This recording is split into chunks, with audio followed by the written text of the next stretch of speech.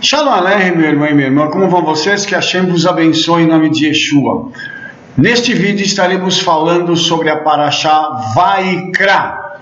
E o nosso tema é o pequeno Aleph. Vamos lá? Disse Rav assim: por que as crianças pequenas começam o estudo da Torá com o livro de Levítico e não com o de Gênesis? Certamente é porque as crianças são puras e as korbanot, as ofertas, são puras. Então deixe o puro vir e se envolver no estudo do puro. Amados, vamos começar então com esse pequeno dito do Midrash Rabbah, que nos leva a ter uma compreensão melhor do motivo pelo qual as crianças aprendem a ler a língua hebraica com o texto de Vaikra, do livro de Vaikra. Elas são ensinadas a ler e envolver-se já com as ofertas para serem generosas, para serem obedientes, para poderem estar levando a sério essa questão das orações, do serviço ao Eterno. Então, nós temos algo que já é bem interessante aqui, porque esta questão nos remonta, nos reporta a algo muito profundo. Ensinar uma criança a ler para que ela possa compreender já todas essas questões ligadas ao livro de Levítico. Só que no texto hebraico da Parashá Vaikra, há uma letra incomumente pequena na primeira palavra. Você está vendo isso aqui do lado esquerdo, Vaikra, e essa letrinha ela está circundada de azul. Você está vendo isso aí? Por que essa letrinha está assim? Vamos ver. Porque o Aleph nessa palavra é extraordinariamente pequeno. Os sábios comentam que esse pequeno Aleph se refere à humildade de Moshe Rabbeinu, de quem a Torá diz: agora o homem Moshe era muito manso, acima de todos os homens que estavam sobre a face da terra. Como Moshe, Yeshua é descrito como Anav, ou humilde. Vinde a mim todos os que trabalham e estão sobrecarregados, e eu lhes darei descanso.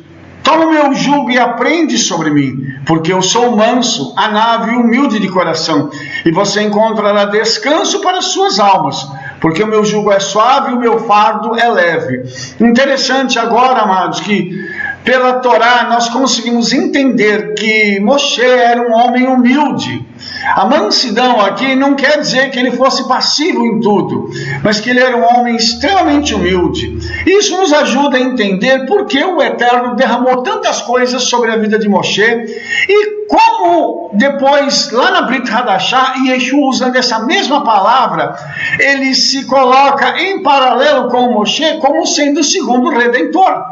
Isso também é muito interessante, porque isso é uma forma de Yeshua dizer que ele era o Mashiach, porque ele estava se igualando através de uma palavra, dentro de um contexto, a Moshe, que havia redimido o povo de Israel e o tirado do Egito.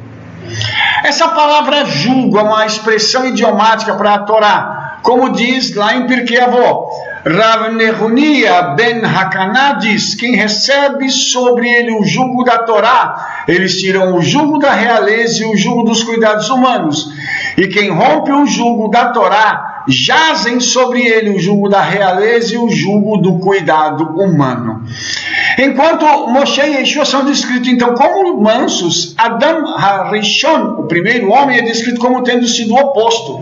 O seu egocentrismo levou à sua queda e é tipificado por um Aleph aumentado na primeira palavra do livro de Crônicas, que você está vendo aqui do lado direito.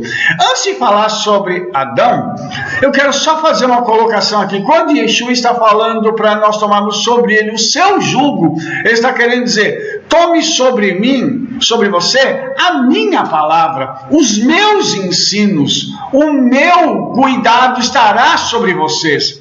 É como se Yeshua estivesse dizendo assim: eu sou a Torá viva e eu quero trazer para você, através da minha vida, a vida que vem dos céus. E isso através da palavra. Isso é muito interessante a gente perceber, porque o jugo que Yeshua diz que nós devemos levar, que é o jugo dele, é o jugo da própria Torá. Então, carregar a palavra do Eterno não é peso algum, pelo contrário, carregar a palavra do Eterno rompe cadeias, desfaz barreiras e nos leva a posições ainda mais exaltadas em nome de Yeshua.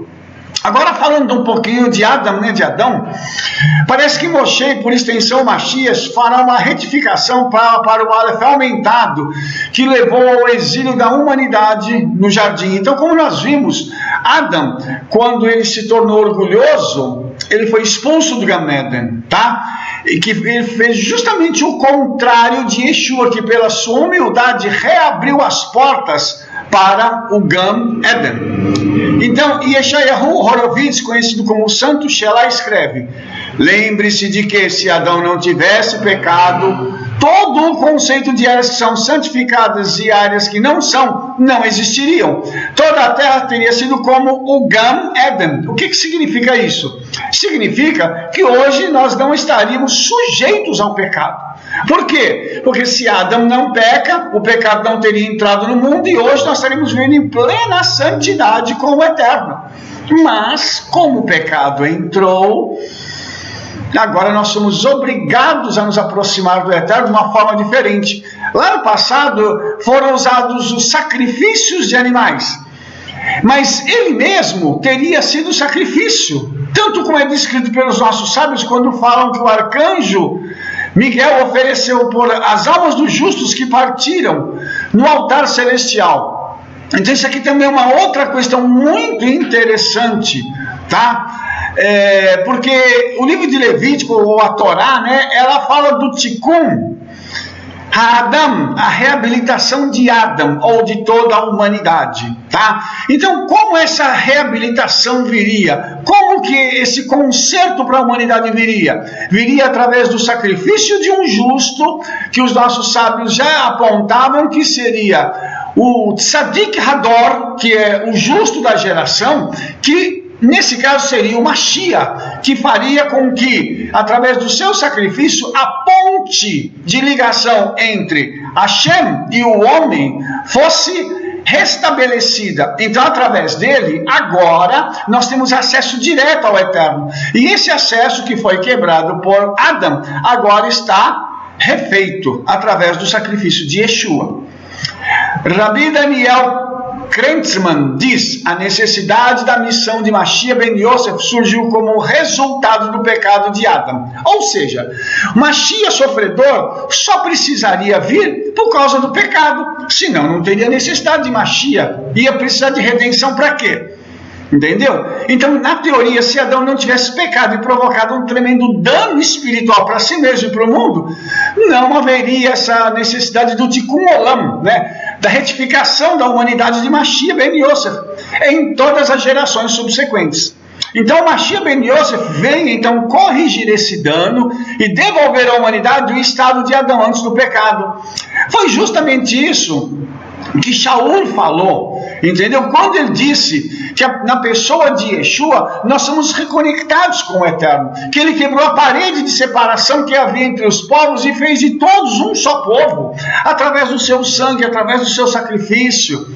O livro de Levítico depois vem falar dessa reaproximação que é feita entre o homem e o Eterno através da vida de Yeshua. Então tudo isso, amados, aponta para uma realidade, falando de Mashiach ben Yosef, que é o Messias sofredor, ok? Então ele veio para poder refazer essa conexão que havia sido perdida. Isso só foi necessário por causa do pecado.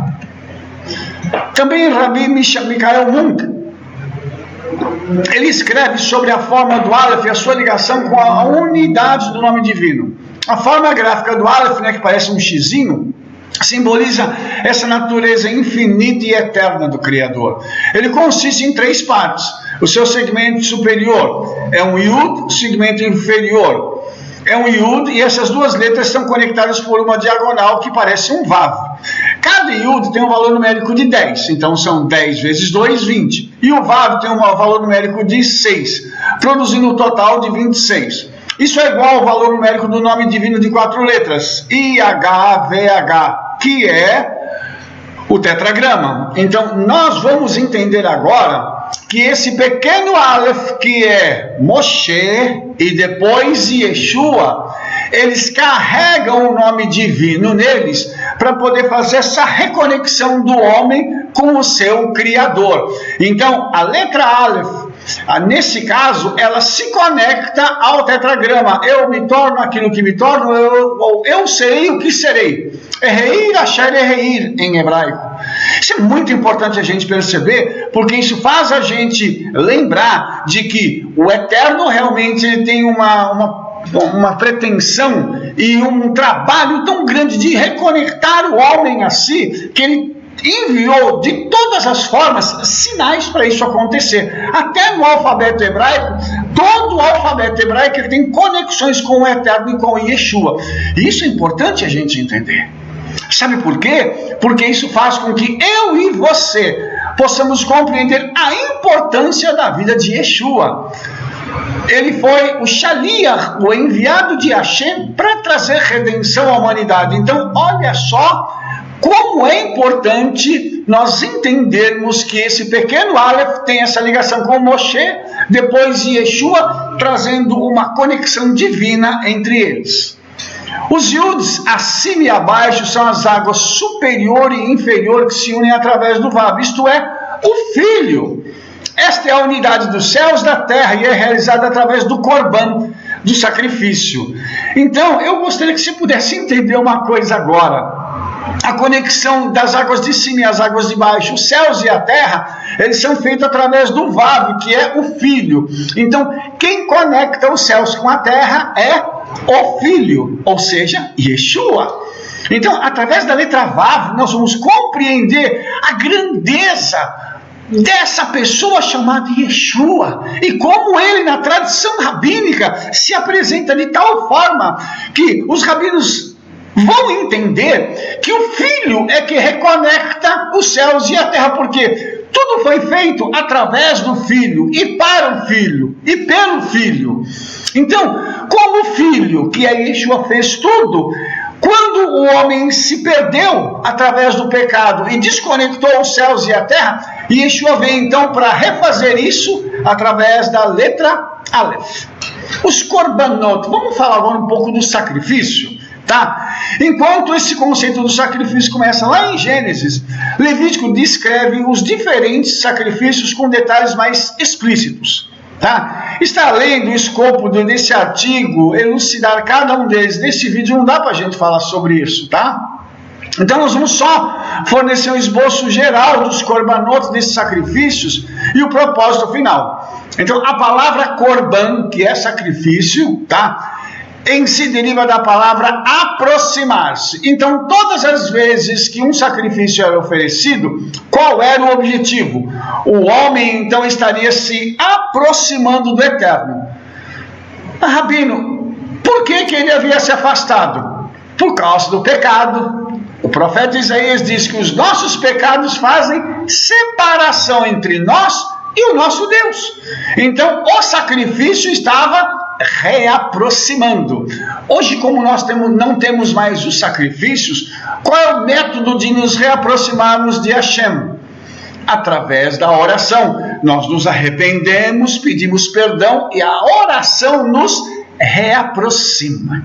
Ok? Então, esses sacrifícios eles vão enquadrar várias categorias. Vamos falar um pouquinho delas agora?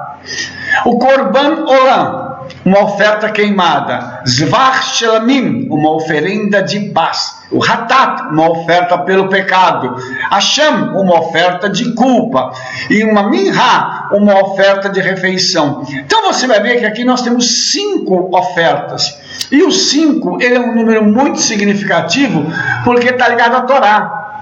Então aqui nós temos algo também bem interessante. Tá? Porque aqui é como se esses 5 sacrifícios representassem a reconexão do homem à Torá do Eterno.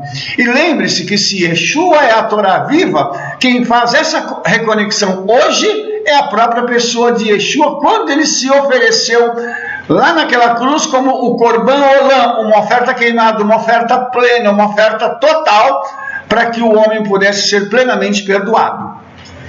Então o Midrash Rabbah diz assim: um boi já foi levado ao sacrifício, mas não se mexeu.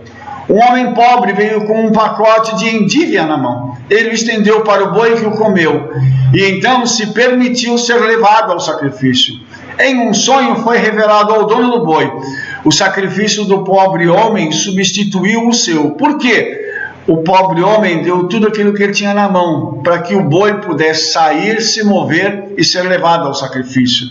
Então, certa vez uma mulher trouxe um punhado de farinha e o sacerdote a desprezou, dizendo: veja o que ela oferece.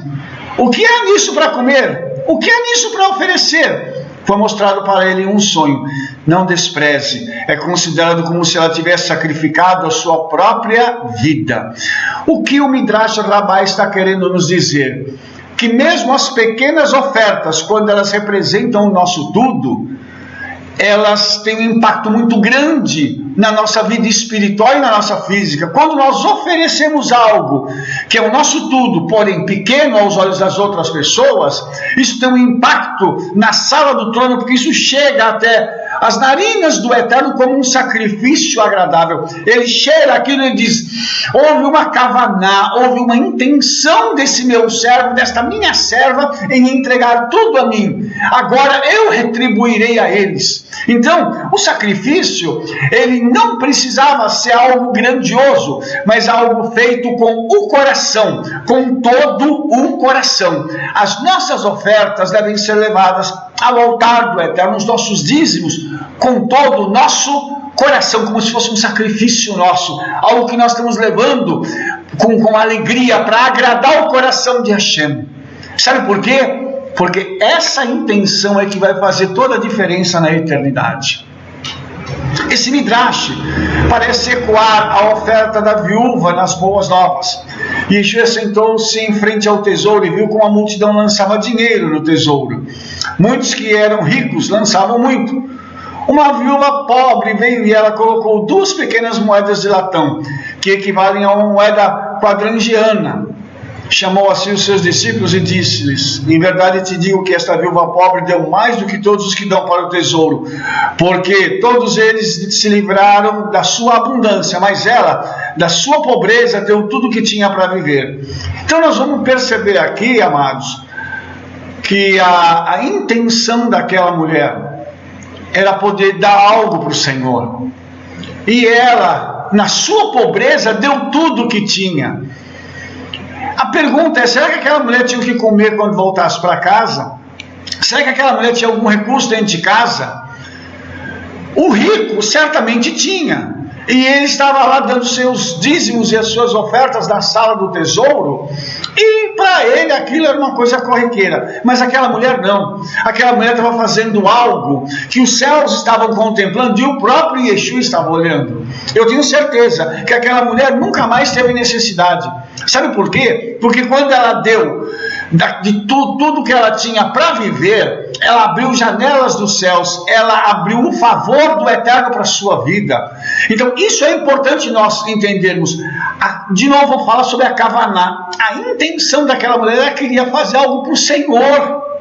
O coração dela ardia certamente para ela ir lá, pobre, com 2 moedas, e colocar o que tinha. Ela tinha uma fé muito grande.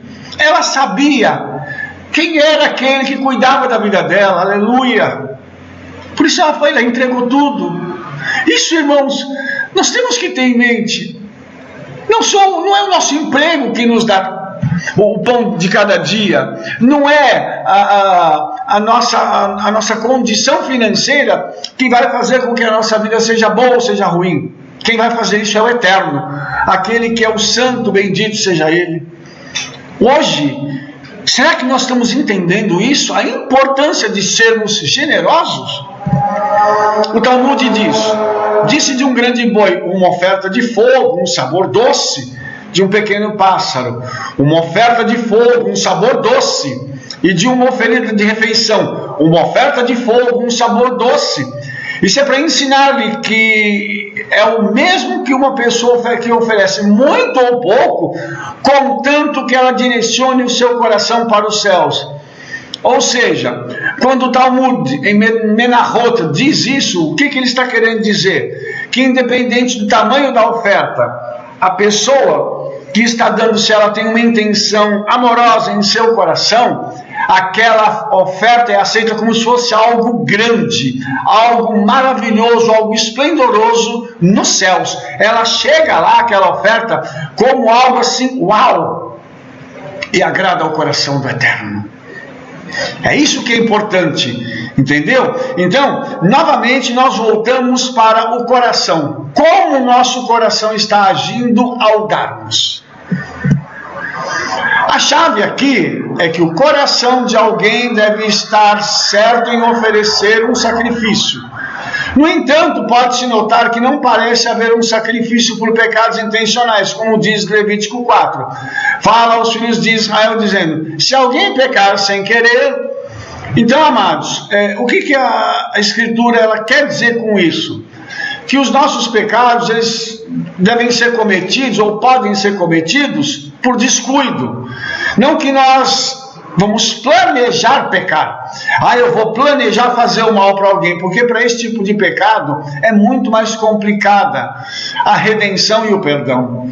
Mas Yeshua não perdoa todos os pecados, a não ser o pecado da blasfêmia contra o Espírito Santo? Sim, mas o que eu estou querendo dizer é que o peso que esse pecado vai ocasionar, o retorno que ele vai dar, vai ser muito mais intenso, muito mais duro do que o pecado que é cometido por falta, às vezes, de vigilância, às vezes por inocência. Então, que a gente não premedite o pecado, que se tiver que acontecer da gente pecar, fazer alguma coisa de errada, que seja por descuido, não por premeditação. Isso pode levantar a sobrancelha, já que muitos pecados, se não a maioria, estão comprometidos com o conhecimento e a intenção, né? O dano espiritual de um pecado, especialmente intencional, é tremendo. No entanto, o Talmud fala do poder da techuvá, do arrependimento. Resh Lakish disse, grande é o arrependimento, pois por causa disso os pecados premeditados são considerados erros.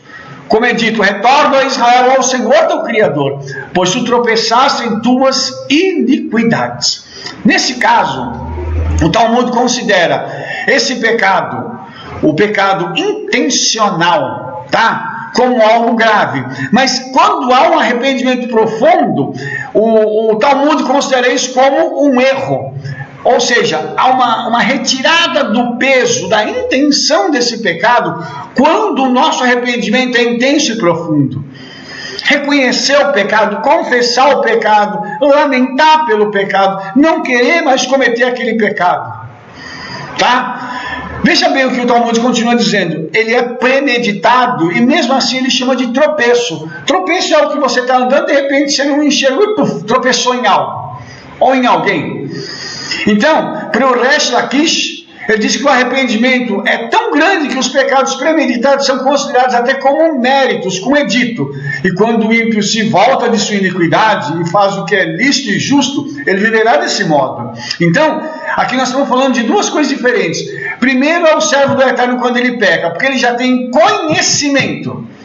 Segundo, é o ímpio. Quando ele peca, ele planeja o pecado, se arrepende e abandona a sua iniquidade, aquilo é considerado para ele como se fosse um mérito. Por quê? Porque ele conseguiu detectar algo terrível na vida dele, que é o pecado premeditado, conseguiu alcançar o arrependimento e abandonar. Então o mérito dele é ele ter podido abandonar esse tipo de pecado.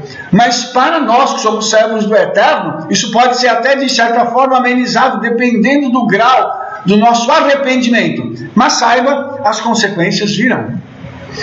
Então o Corbã, ele age como uma ponte entre os céus e a terra. Quem faz isso hoje é a nossa oração em nome de Yeshua, No entanto, a gente não pode atravessar a ponte sem techuvá, ou seja, sem arrependimento. O arrependimento é a chave para a gente poder se reconectar com Hashem. David Hamelech, o rei Davi, revela o propósito final para os korbanot, para os sacrifícios. Aproximar-se, para o homem desejar a Hashem e não pecar. Então, pensa em alguém que teria que ir até o templo, levar um sacrifício, tirar algo do seu rebanho, uma ovelha, um boi. E eu não sei hoje qual é o preço de uma ovelha ou de um boi, mas isso não custa pouco. Imagine alguém ter que tirar isso, levar para fazer um sacrifício para perdoar os seus pecados. Olha o custo que essa pessoa ia ter, o trabalho que ela iria ter, e ela poderia logo adiante cometer o mesmo pecado de novo e ter que pagar o mesmo preço. Davi diz assim: pois você não se deleita em sacrifício, senão eu daria. Está falando com o Eterno. Você não tem prazer em oferta queimada. Os sacrifícios ao Eterno são um espírito quebrantado, um coração quebrantado e contrito, ao Eterno não desprezarás. O que Davi está querendo dizer para a gente? Eu tenho que levar sacrifício ao Eterno? Se eu pecar, sim, se eu vivesse naquela época, tinha. Mas qual é o maior sacrifício que eu posso levar ao Eterno? Meu espírito quebrantado. Um coração contrito, um coração que esteja arrependido. Sabe por quê? Porque isso vai fazer com que a gente comece a odiar o pecado e ter temor aos céus. Porque a gente só para de pecar quando nós tememos ao Eterno. Porque senão a gente acha que só o Eterno, ele é bonzinho, ele é bonzinho, ele é bonzinho, não vai fazer nada contra mim, não. Só que a gente se engana. Porque o Eterno, ele é amor, porém demanda que ele exerça a sua justiça. E a Escritura diz que todo juízo começa pela casa do Eterno, ou seja, o seu povo. Vamos falar um pouquinho sobre a era messiânica, tá? Em novembro de 2012, né? Uma pessoa estava em frente à menorá em Jerusalém. Ela ouviu um professor da Bíblia declarar que essa menorá seria usada no templo do anticristo. Então esse termo está completamente errado. A Brit Hadashah não usa esse título para descrever o templo pré-milenista. Tessalonicenses afirma que ninguém te engane de maneira alguma, pois não será, a menos que a partida venha primeiro e o homem do pecado seja revelado, o filho da destruição, aquele que se opõe e se exalta contra tudo que é chamado Deus ou que é adorado, de modo que ele se sente como Deus no templo de Deus, estabelecendo-se como Deus. Então, amados, o que a gente pode dizer sobre isso? Que o arrebatamento virá, tá? Esse arrebatamento virá, e o homem do pecado, o filho da perdição, ele vai se manifestar, ok? Mas na realidade o templo ele não vai ser construído para o anticristo, ele vai ser construído para o Eterno. E Yeshua vai ensinar a Torá ali, e Yeshua vai poder conduzir o povo de Israel daquele lugar. Então o templo não será feito para o anticristo, mas ele usará essa estrutura para poder enganar. Isso é diferente, irmãos. Então nós temos que entender isso, e quando nós temos algum comentário acerca da Bíblia, principalmente nessa área escatológica, é melhor que nós tenhamos um conhecimento não só da escatologia, e principalmente da escatologia judaica, como também das escrituras, para nós sabermos fazer a diferença entre uma coisa e outra. Senão fala uma besteira dessa e acaba depois envergonhando o povo do Eterno, os crentes, e também trazendo informações que não vão edificar a vida dessas pessoas. Shaul especificamente o chama de templo de Deus, não o templo do anticristo. Assim como Antíoco Epifânio antes dele, o falso Messias Armílio, na verdade contaminará esse templo pré-milenar. Aqui, irmãos, no judaísmo, o falso Messias ele é chamado de Armílio, tá? Por isso que aparece esse nome aqui. Então, depois que Antíoco o corrompeu, os gregos foram derrotados e o templo foi restaurado, tá? Isso está na época dos Macabeus, como se comemorou então o festival de Hanukkah.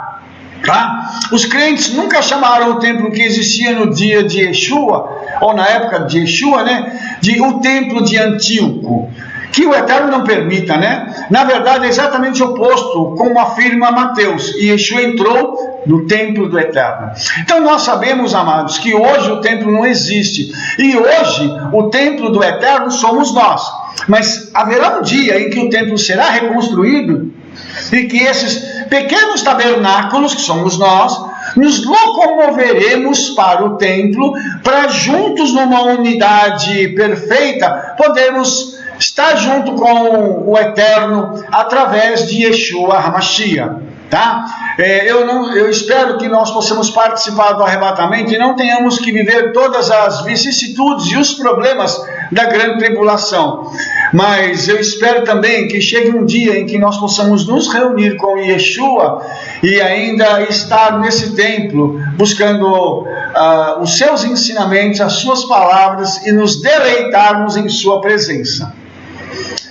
Essa situação, então, destaca o fato de que alguns dos conceitos mais incompreendidos entre os crentes são o templo, os korbanot, os sacrifícios, né? E o seu propósito final na era messiânica. Então, essa falta de conhecimento produziu uma firme oposição ao mandamento de reconstruir o templo. Então, hoje, tem gente que é contra a reconstrução do terceiro templo, porque não entende nada disso, não sabe o propósito desse templo, não entende as questões proféticas que estão por trás desse templo, tá? E também a reinstituição do sacrifício. Tem gente que fala assim, Yeshua agora já aboliu os sacrifícios. Gente, mas onde que ele aboliu? Onde ele tem escrito que ele aboliu? Tá? Então, na época da Brit Hadashah, havia os sacrifícios, tinha um sistema sacrificial, mesmo após a morte de Yeshua. Tá? E Yeshua fala da construção do templo e os sacrifícios que ainda estão em vigor, até que os céus e a terra passem. Então veja bem, não pense que eu vim para destruir a Torá ou os profetas. Eu não vim para destruir, mas para cumprir.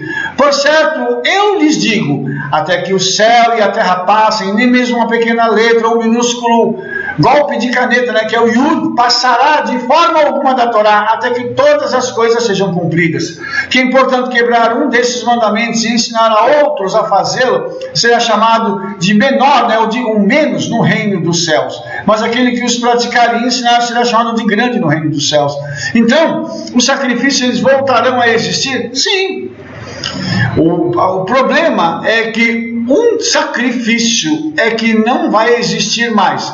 É aquele sacrifício que fala da redenção do homem. Ou seja, o homem não vai precisar mais ter um sacrifício, o Olam, para que os seus pecados sejam perdoados, porque no milênio não haverá mais necessidade disso. Entendeu? Porque o pecado não estará mais presente na terra. Então esse sacrifício não vai ter. Mas o sacrifício de ações de graça, o sacrifício de louvor, tudo isso a gente vai ter. Entendeu? Então tudo isso a gente entende, irmãos, que quando nós temos um conhecimento da Escritura, nós temos condições de compreender aquilo que vai acontecer no futuro.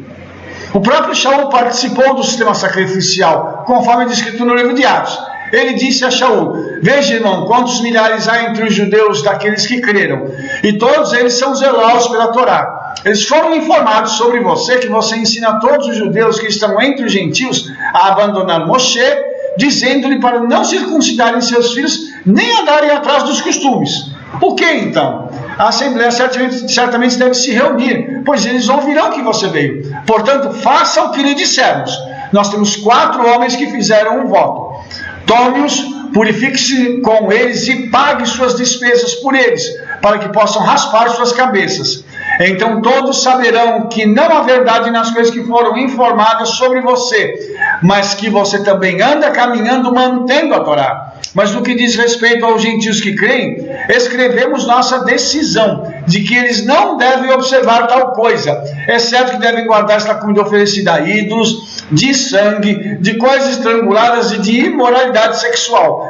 Então Shaul tomou os homens e no dia seguinte purificou-se, foi com eles ao templo, declarando o cumprimento dos dias de purificação até que a oferta fosse oferecida a cada um deles. Então aqui em Atos fica claro que Shaul participou dos sacrifícios e aprovou tudo isso mesmo depois da morte e ressurreição de Yeshua.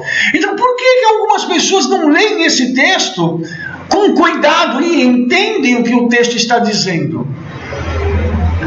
É necessário, irmãos, que nós possamos compreender isso, para a gente não sair por aí falando besteira e criticando os outros, e criticando o judeu, e criticando o judeu messiânico. Por quê? Porque não entende a Escritura. Lê a Escritura como se ela fosse um documento romano. A Brit Hadashah, o Novo Testamento, é um documento completamente judaico, cheio de tradição judaica, está cheio de tradição rabínica dentro dele. E entendendo de uma outra forma, é um contrassenso, porque as pessoas não vão chegar a uma verdade. Infelizmente é isso que vai acontecer.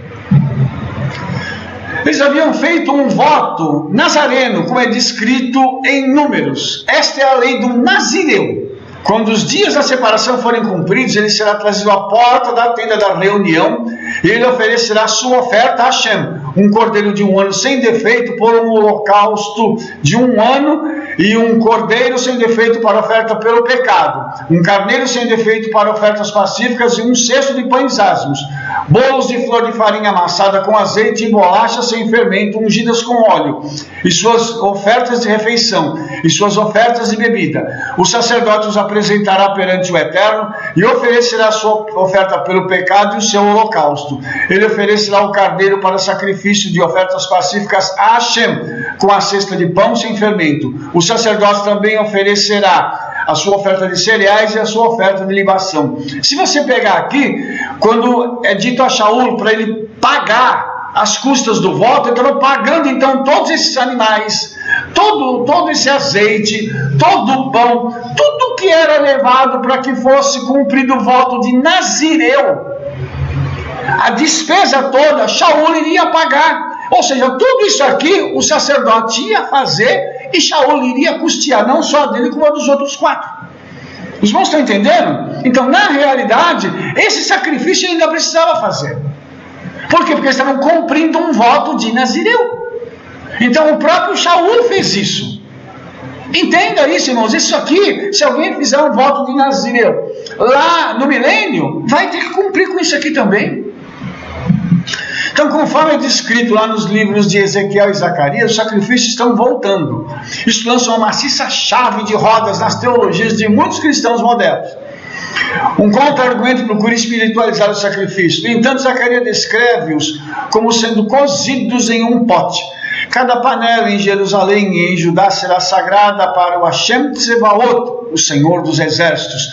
E todos aqueles que sacrificam virão e tomarão deles e cozinharão neles. Ou seja, lá na era messiânica, na época do milênio, isso acontecerá. Os sacrifícios, então, retornarão. Um sacrifício espiritual pode ser cozido em uma panela? Não, por isso não dá para espiritualizar o texto. Além disso, o profeta Ezequiel descreve as ofertas de refeição, pecado e transgressão.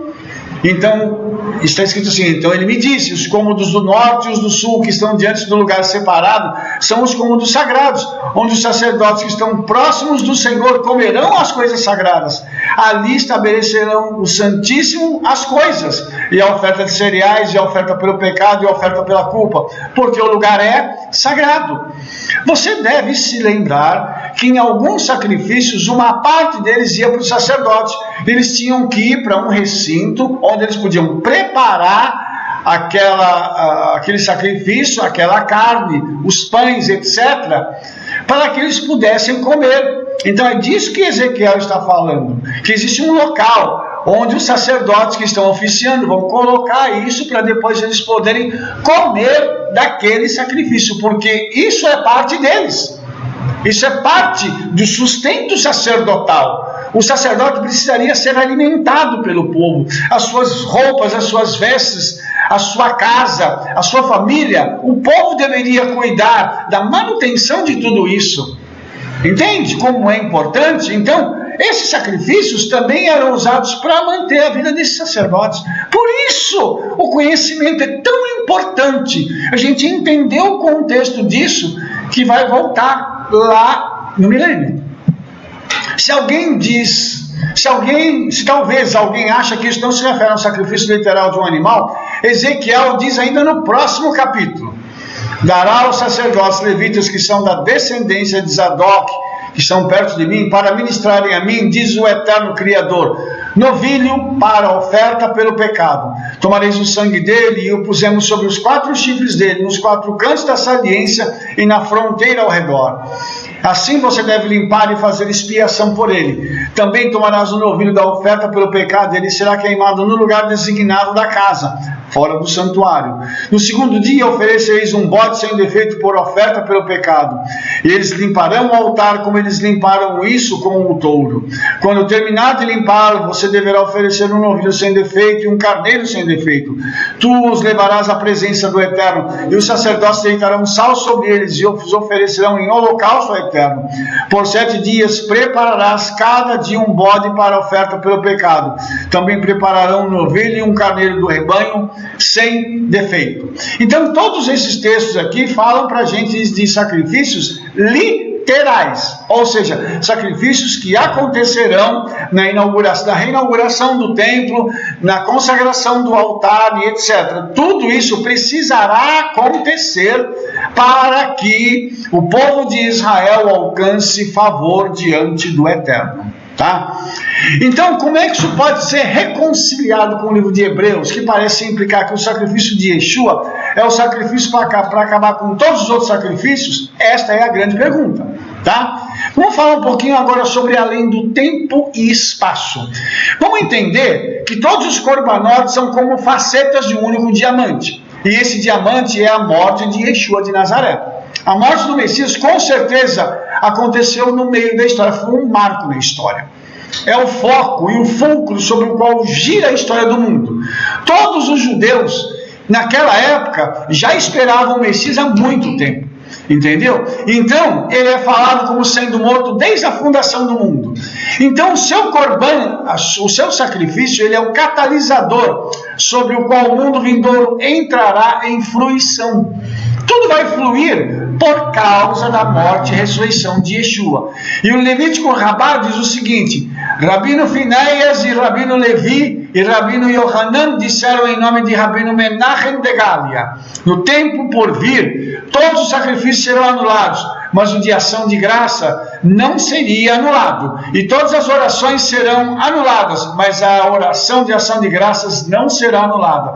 Isso é indicado pelo que está escrito: a voz da alegria, a voz da alegria, a voz do noivo e a voz da noiva, a voz dos que dizem, dá graças ao Eterno dos Exércitos. Então, nós temos uma opinião aqui de que esses sacrifícios de ações de graças vão continuar, como eu já tinha dito anteriormente, tá? E até a própria tradição rabínica diz que o sacrifício pelo pecado, que é o Olam, como eu já falei para vocês, esse não vai precisar mais. Por quê? Porque o Messias vai estar entre nós, ressurreto, vitorioso, glorioso. Então, para que fazer uma oferta dessa que representa o próprio Messias, se ele está ali entre nós?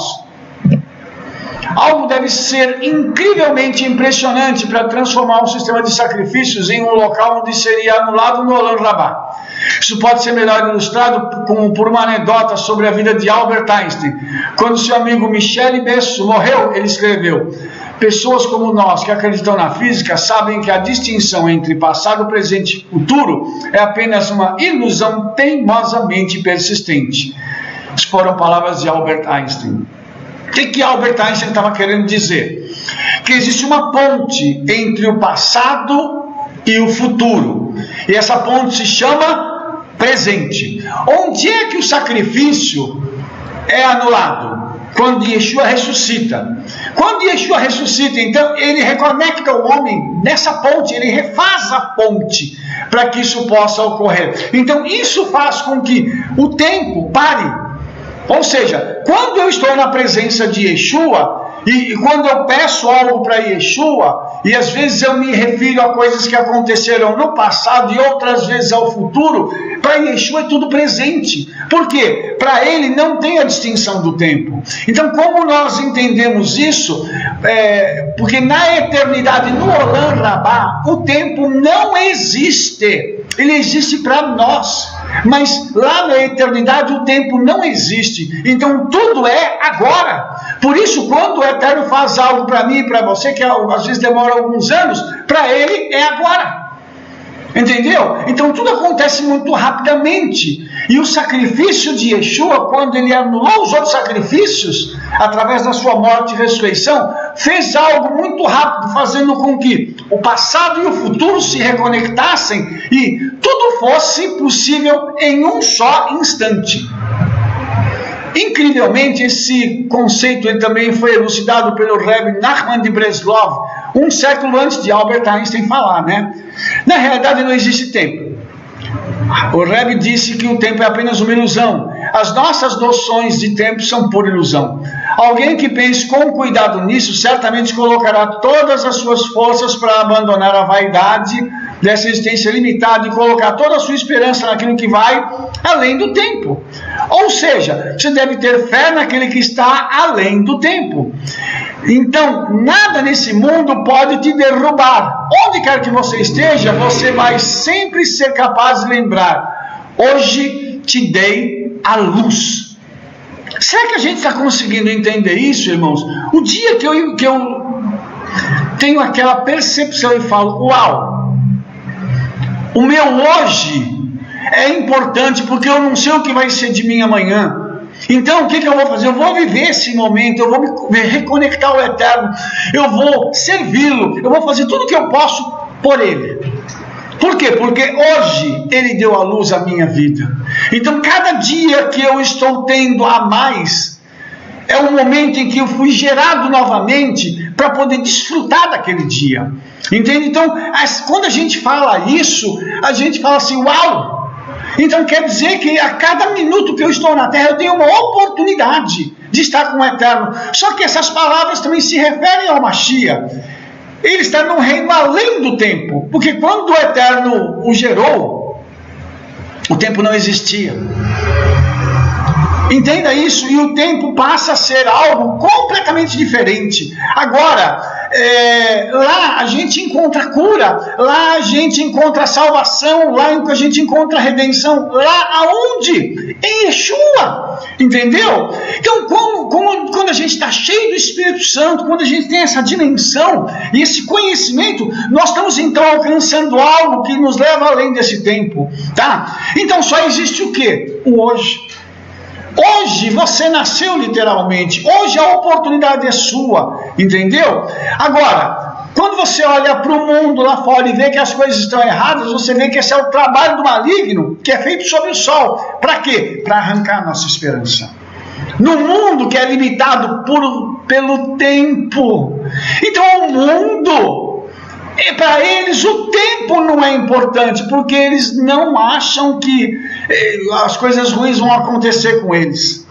Mas a nossa esperança, ela está além do tempo. Ela está num reino que transcende o tempo. Então, é desse reino que nós estamos esperando. É isso que eu estou almejando. Quando eu tenho fé no Eterno, e sei que eu vou para o Olam Rabá, para o mundo vindouro, através da vida de Yeshua, eu tenho esperança eterna. E essa esperança não me limita no tempo. Entendeu isso? Isso é algo fantástico que nós precisamos vivenciar. É o hoje, é o agora. Vamos servir ao Senhor com alegria. E se amanhã o Senhor permitir, teremos um novo dia diante dele, para continuar servindo, para continuar fazendo, para continuar sendo instrumentos e vasos nas mãos dele, em nome de Yeshua. Baruch Hashem, espero que você tenha gostado desse vídeo, que o Eterno possa te abençoar muito e que o conhecimento da palavra do Eterno possa te enriquecer cada vez mais para a glória do nome de Yeshua. Nós vamos nos ver no nosso próximo vídeo. Se você gostou, favorite, dê um like, clica no sininho para você receber as nossas notificações. Fale para todo mundo do trabalho que nós estamos fazendo e faça seus comentários, tá? Que o Todo-Poderoso abençoe sua vida.